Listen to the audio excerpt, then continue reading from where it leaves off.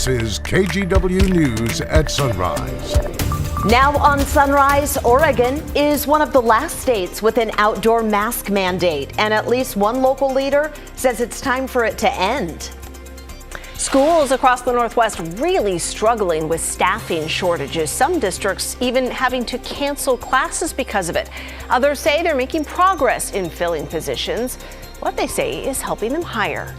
And Santa Claus is also making an appearance on this morning's show because Santa is ready for pictures. And kids will not have to stand as far away from Santa as they did last year. So coming up here at 5:15, we're going to see what some of our local malls have planned for the holidays. Good Monday morning, everybody. Thank you for joining us. Hope you had a good weekend. Boy, it was mild out there Saturday and Sunday. 66 Another mild yesterday. start today. Yeah, we're going to be about 60 or so this morning. That's before the rain comes in. Okay. Oh, yeah, you forgot about that, right? There is rain coming, just not right this minute. Here's a quick look at the satellite radar loop across the Pacific Northwest. I wanted to show you this rain train that is focused on Western Washington and British Columbia. It's actually quickly starting to pivot off to the south and east, and that means later this morning we will be getting soaked, at least briefly, here in the metro area, but not yet. It's 58 last check at PDX, and the plan for today has temperatures getting up to about 60 at midday. Guys, we've got about a 2-3 hour window of gusty wind and rain in the forecast, sometime between about 10 and 2, and then the afternoon drive will be like nothing ever happened. How about that? I'll walk you through your full forecast in just a few minutes, guys. All right, Chris, thank you. A Portland police officer is recovering after their patrol car was hit while responding to a call in northeast Portland. Police say that officer was going to a call with lights and sirens on last night when he was hit by a driver pulling out of a parking lot. This was on Sandy and Prescott. The patrol car then crashed into a utility pole, taking it down. Both drivers were taken to the hospital. The person accused of hitting the officer is being charged with DUI. And get this, while police were investigating that crash, they say a separate driver drove his car into a group of 6 people, hitting an officer. Now, he was arrested also for DUI, reckless driving, and resisting arrest. Now to the latest in the pandemic, because outside experts and at least one Multnomah County commissioner say the state needs to set clear metrics to determine how long our outdoor mask mandate will stay in place. So get this, Oregon is one of only 2 states in the entire country that still has a strict statewide outdoor mask mandate. And here's what it requires. It requires everyone to wear masks outside if they can't stay at least 6 feet away from other people. That's why fans of football games and soccer matches are wearing masks still. They still have to wear masks there, even though there have been very few, if any, COVID cases linked to local outdoor sporting events. Multnomah County Commissioner Sharon Myron, who's also a medical doctor, says at this point, Oregon should drop that outdoor mask mandate. Well, from what I can see, when it comes to wearing masks outdoors, the evidence suggests if someone is vaccinated and they're in an outdoor setting, unless it's literally standing room only, there's a very low risk of COVID transmission. She also said people who are not vaccinated should still wear masks, both inside and outside. And Commissioner Myron also wants the state to set metrics for when we won't need to wear those masks anymore. The governor's office said the Oregon Health Authority and Oregon OSHA may develop those metrics here in the next couple of months. This question now for you. Should outdoor masks be required in the state of Oregon? So far, and we just opened this poll up not too long ago, but so far the majority of our viewers say absolutely not, 73.5% of you to this point. If you want to weigh on this poll, again, do you think Oregon should still have an outdoor mask mandate? You can check this poll out. It's pinned to the top of our Twitter page. School districts in the Northwest are having to cancel school because of staffing shortages. North Bend, for instance, called off classes on Friday, leaving some parents scrambling. It doesn't have enough substitute teachers when the full-time staff call in sick for things like a cold or the flu or even COVID. About 20% of our staff out with some kind of either absence, illness, leave request, some kind of and again, oftentimes we can adjust to that, but we're at a shortage of subs. In September, Oregon lowered the license requirement for substitute teachers to try and hire more people. The other thing driving the shortage, some teachers are simply quitting because of all the pressure of working during the pandemic. The state of Washington says it's having the same trouble. On Friday, schools in Seattle, Bellevue, Kent, they all canceled classes. Well, schools here in the metro area say they're offering incentives to attract substitutes and other staff. The Beaverton School District says after announcing financial incentives, applications for subs increased tenfold.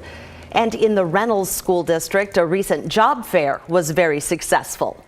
On Friday, we had 11 conditional offers, and on Saturday, we had 6 conditional offers, and those offers were for various positions. The Reynolds School District hired people to fill all kinds of jobs, from subs to bus drivers.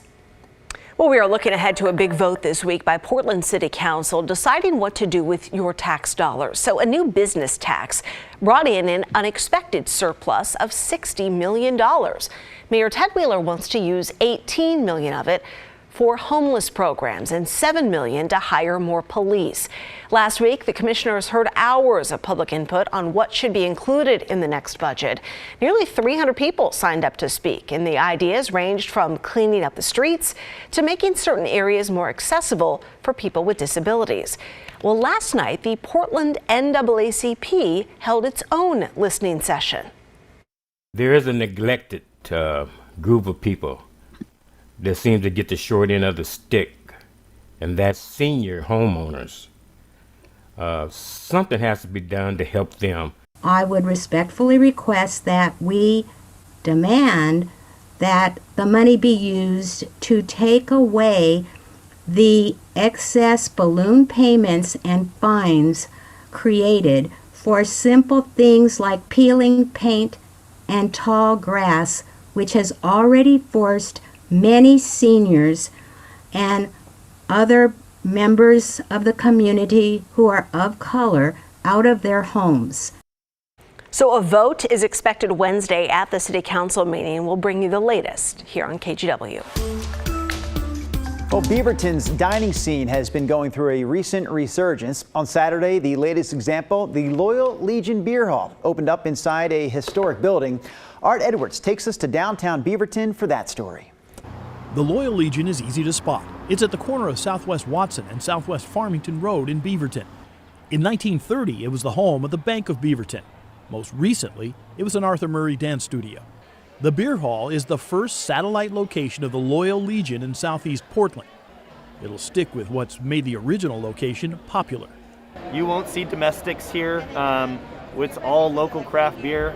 We focus on local whiskey, even though we have a bunch of other liquors and a bunch of other whiskeys from around the world. It's important for us to really showcase the locality of things here. Loyal Legion is the latest addition to a downtown area that is experiencing a revitalization. Ex Novo Brewing was the first brewery to move into the area when it opened in 2019. Several restaurants followed. This area is it's exploding, you know? I mean, we've all seen it. The city of Beaverton shut down a stretch of Southwest 1st Street east of Watson for outdoor seating. It's available for customers of any nearby restaurant. People taking advantage of what they're finding in downtown Beaverton are excited. I do like what I see.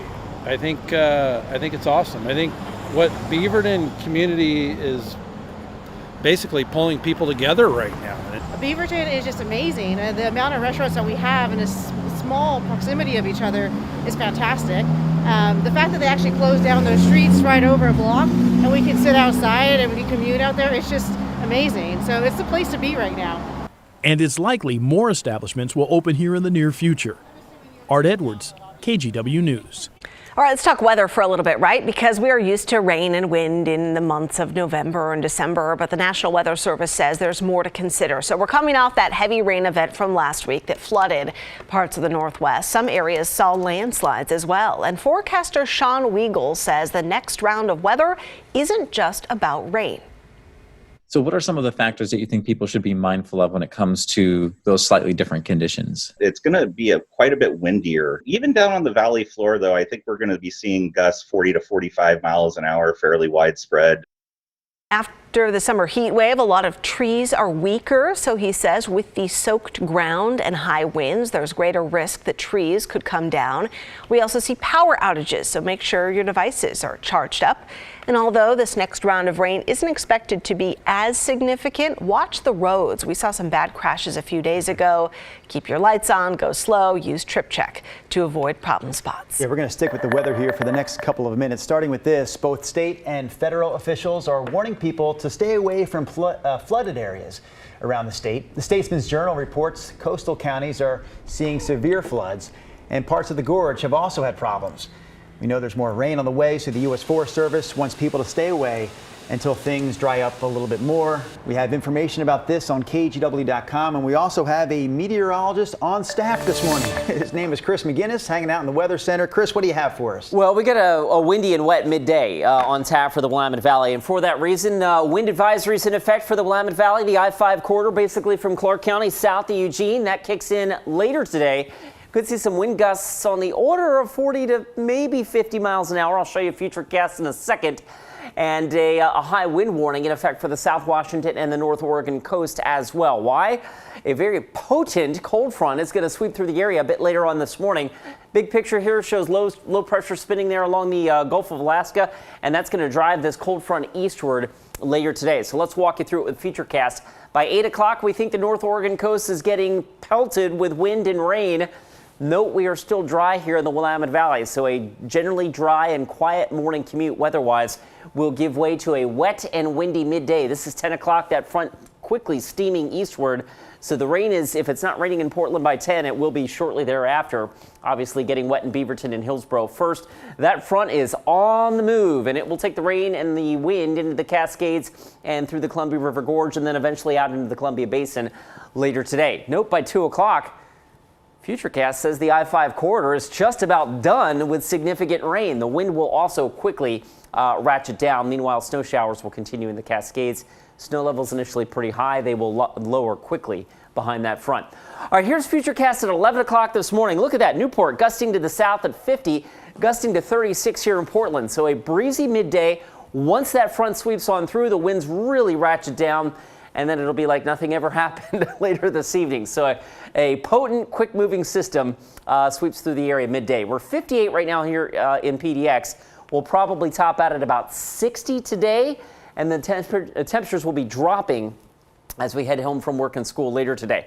Shower chance tomorrow. Otherwise, I do think we see a fair amount of sunshine in the afternoon, and then frost and fog to sun on Wednesday as we get back to temperatures that are a little more seasonable for November. After today, rain returns on Thursday. Yeah, Brenda? It sure has been mild, Chris. Thank you. Well, Christmas is right around the corner, and if you're planning to take your kids to see Santa, there are some changes you should know about coming up next on Sunrise, what local malls have in store. Plus, a blog post has gone viral after claiming Pfizer's CEO was arrested for fraud.